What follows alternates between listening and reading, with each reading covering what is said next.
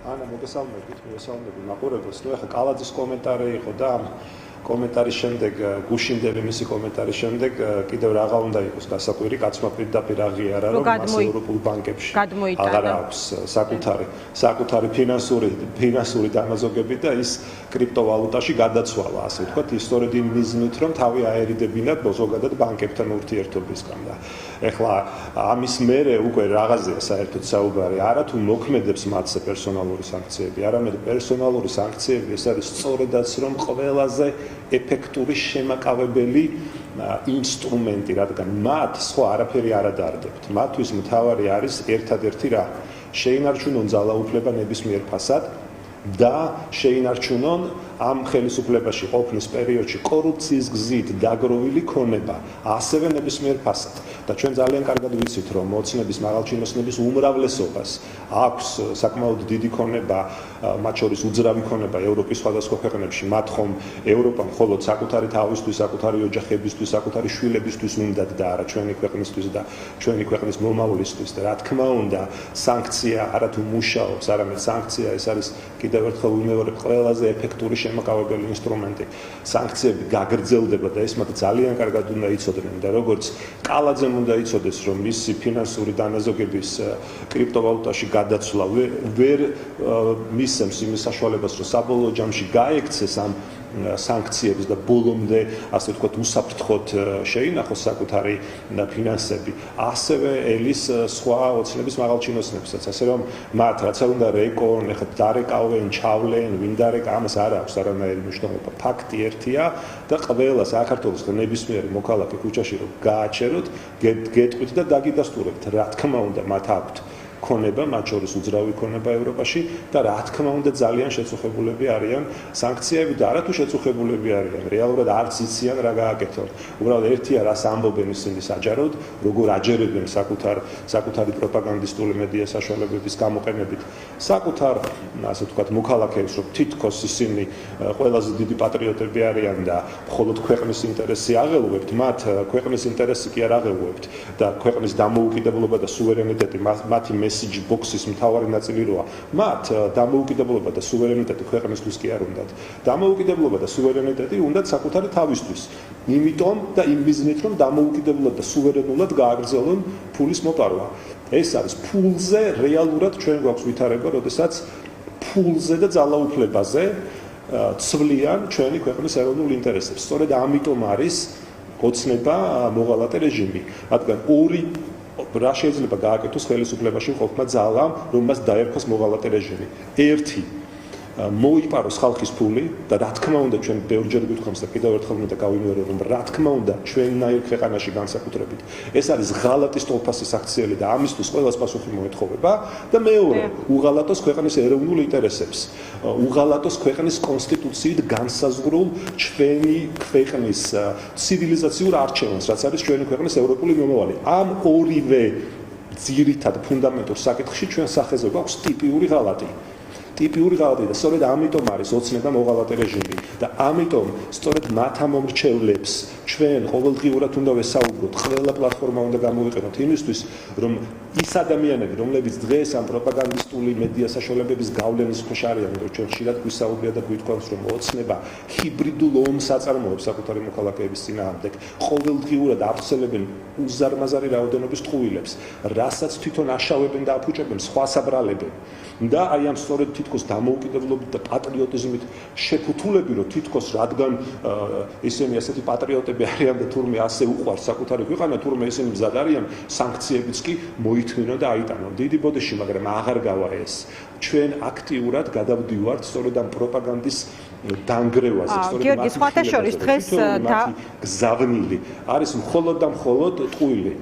სხვათა შორის დღეს დავით თულიანის კომენტარი იყო, რომელიც ასეთ რაღაცას ამბობდა, რომ შეიძლებაო ვინმე მოითხოვდეს უსამართლო სანქციების გასწორებას, რაც ლეგიტიმურია.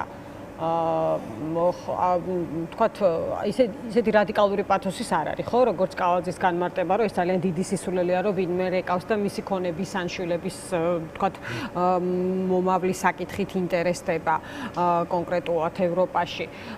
ეს მიუთითებს რაზე? ეს მიუთითებს თუ არა იმაზე, რასაც ოცნება, თქვათ, აი ამ პერიოდის განმავლობაში მუდმივად ამტკიცებდა, რომ აი, თქვათ, ის რეზოლუცია არაფრის, თქვათ, ძალის მქონე არ არის, ფარატინა ფურცელია, ჩალის ფასი აქვს, რომ სანქციებს არანაირი მნიშვნელობა არ აქვს ამ პროცესში, მაშინ, როდესაც კონკრეტულ ქვეყნებზე ჩვენ ვნახეთ, როგორ მწვავე რეაგირება ჰქონდა ზოგიერთ ლიდერს, ხო? ეხლა ბრიტანეთზე აღარაფერს ვამბობ, იმიტომ რომ ეს კრიტიკული საკითხია ივანიშვილისთვის. აი, რისი მთქმელია რაღაც გასწორება, ხო? უსამართლო სანქციების გასწორება. ასეთი სურვილი მოჩანს ოცნების შიგნით. როგორც მივხვდი, ბატონმა დავითულიანმა იგულისხმა კონკრეტული მაღალჩინოსნები, რომ ახლა პირობითად ვიღაც შეიძლება თვლიდეს, რომ უსამართლოდ მოხდა თავად პერსონალურად ამას გულისხმობს.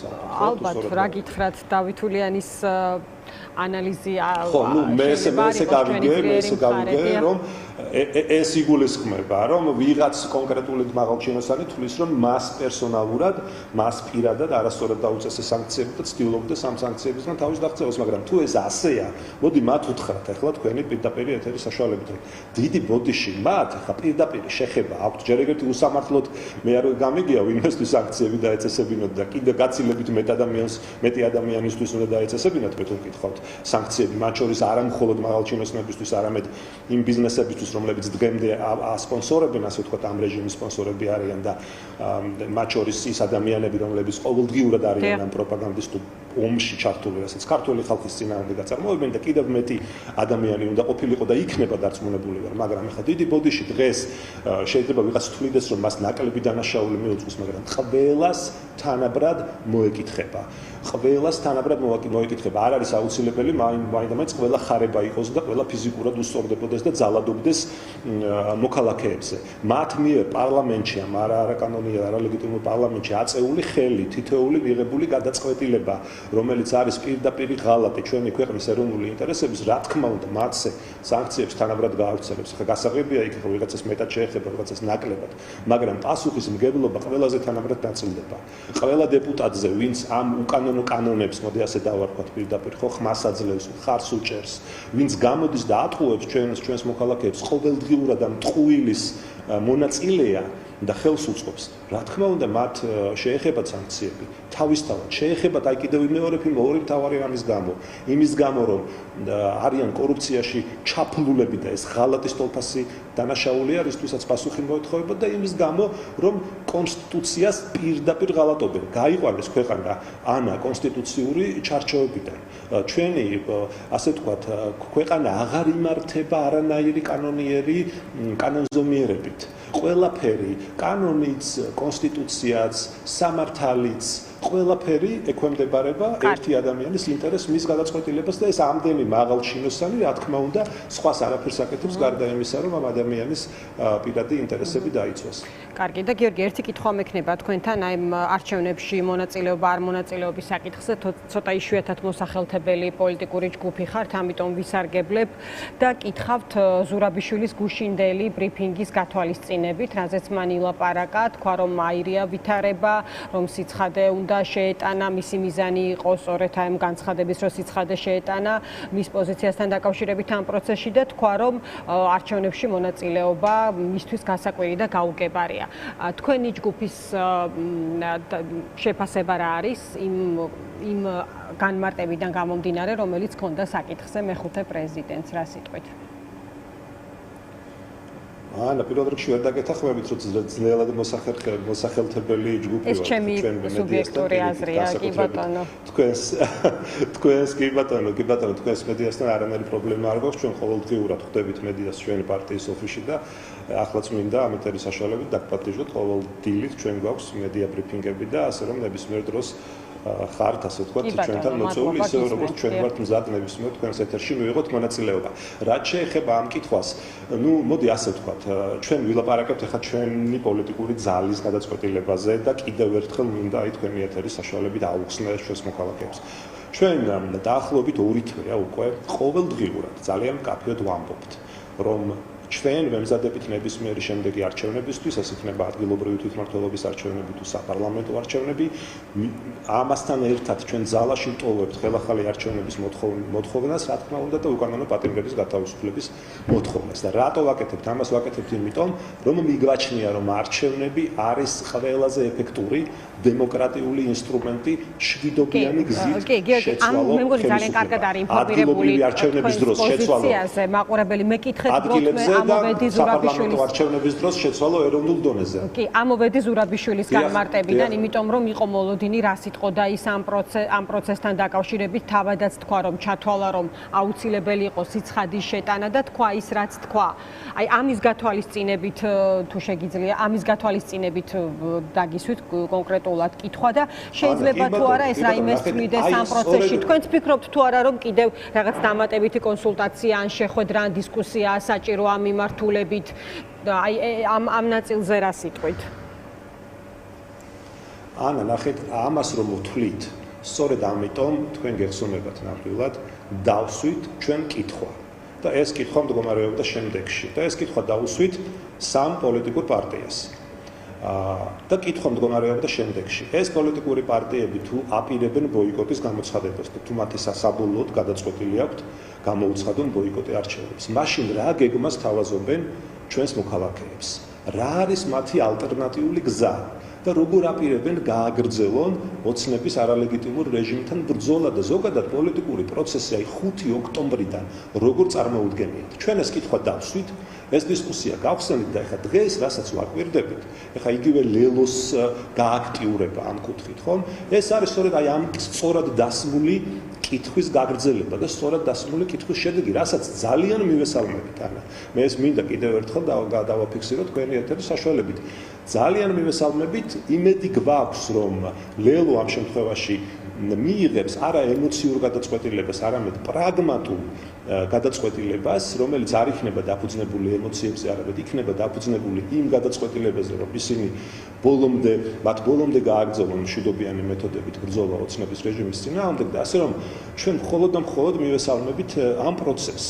და სხვა დანარჩენი ახლა ეს კითხვა დღემდე პასუხგაუცემელია იმ ორი დამოუკიდებელი ასე ვთქვათ პოლიტიკური პარტიის მხრიდან და კიდევ ერთხელ მოუწოდებთ რომ მათ ამ კითხვას პასუხი გასცენ. ჩვენ ერთადერთი რაც გვესმის არის ბოიკოტი, რომელიც არის ასე ვთქვათ მხოლოდ მათი მოსაზრება და ცდილობენ რომ ეს საკუთარი მოსაზრება გაასაღონ როგორც აბსოლუტური ჭეშმარიტება.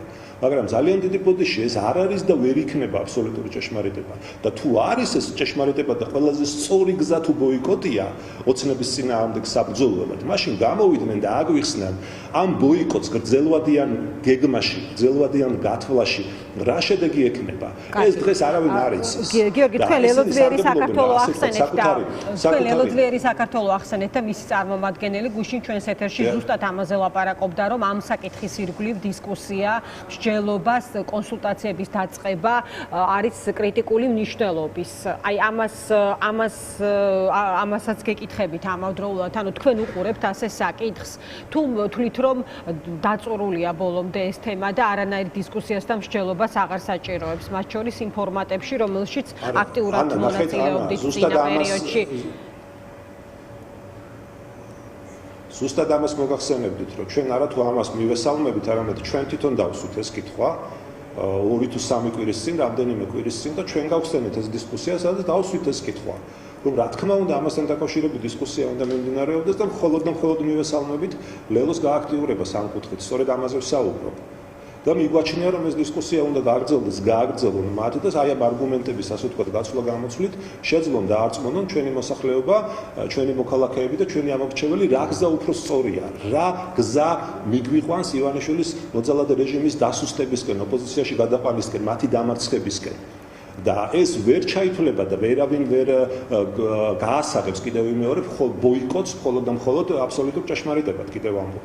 ამიტომ გამოვიდნენ და აუხსნან მოქალაქეებს რა გზას თავაზობენ, სხვა რა ალტერნატიული გეგმაა. ჩვენ როგორც პასუხისმგებლიანი პოლიტიკური პარტია მივიჩნევთ რომ არჩევნების გზით, აი კონკრეტულად ამ ადგილობრივი თვითმმართველობის არჩევნებში მონაწილეობით გაცილებით მეტი ზიანი, პოლიტიკურ ზიანს გულისხმობ, რა თქმა უნდა, შეიძლება მივაყენოთ ოცნების არალეგიტიმურ რეჟიმს, რა თქმა უნდა, პროტესტის გაგრძელებასთან ერთად, რა თქმა უნდა, ხელახალი არჩევნების მოთხოვნის დღის წესრიგში დაყენებასთან ერთად, რა თქმა უნდა, უკანონო პატიმრების გათავისუფლებასთან ერთად. ადგილობრივ თვითმმართველობაში მონაწილეობით რამე კი არა მთავრდება პირიქით ამ არჩევნებში მონაწილეობით ბრძოლა გრძელდება და ჩვენ უნდა გვესმოდეს რომ იმდენად ავტოკრატიულ რეჟიმთან გვაქვს საქმე რომ ერთ დღეში და ორ დღეში ამ რეჟიმის დამარცხება შეუძლებელია ამიტომ ჩვენ უნდა გვესმოდეს რომ ნებისმიერ არჩევნებში მონაწილეობა ეს რამის დასასრული კი არ არის ეს არის ბრძოლის გაგრძელება და ჩვენთვის ეს არჩევნებიც მათ შორის არის ბრძოლის ველი და ამ ბრძოლიდან გაქცევას და ჩვენი მოქალაქეების მიტოვებას და მარტო დატოვებას ოცნებასთან პირისპირ ნამდვილად არ ვაპირებთ.